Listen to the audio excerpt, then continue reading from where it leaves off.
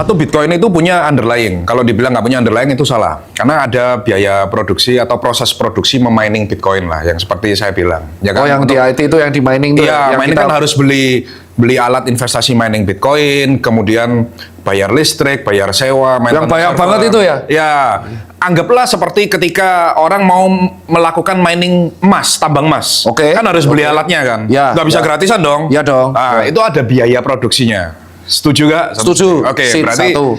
proses produksi Bitcoin itu punya biaya, dan saat ini average biaya di seluruh dunia kalau kita hitung dengan listrik dan lain sebagainya itu kurang lebih sekitar $100.000. Oh, itu alasan kenapa. Oh. Makanya kenapa Bitcoin sekarang harganya di atas $100.000. Karena kita baru halving, nah itu proses produksinya dok. Oke. Itu baru satu. Kemudian kedua, ada yang namanya sekarang jurusan baru dok di perkuliahan ada yang namanya ekonomi digital. Nggak tahu pernah dengar apa nggak? Iya. Kemarin kan ada Dr. Prabu Revolusi yang mengisi di media kita Crypto Wave, itu cara memvaluasi Bitcoin dengan nilai trust. Karena semua ini kan dengan trust. Itu namanya Metcalfe Law, di mana nilai sebuah jaringan itu bertumbuh seiringan dengan jumlah penggunanya. Contoh, kan pengguna Bitcoin ini bertambah semakin banyak kan? Betul, betul. Tiap tahun. Contoh aja di Thrift, mungkin tahun ini nasabah kita bertumbuh 400% sekian. Dan belum termasuk yang di seluruh dunia. Ini kan jumlah penggunanya semakin bertambah. Maka nilai jaringan Bitcoin ini semakin bertambah. Dan bisa divaluasi secara rumus, matematika. Ini nanti boleh nonton di media kita Crypto Wave. Nah, kemudian ketiga yang dibilang nggak ada underlying-nya itu salah. Karena di ekonomi digital, kita ketika melakukan pendekatan terhadap sesuatu, kita nggak boleh pakai mindset tradisional. Oke. Saya kasih sebuah contoh, dok.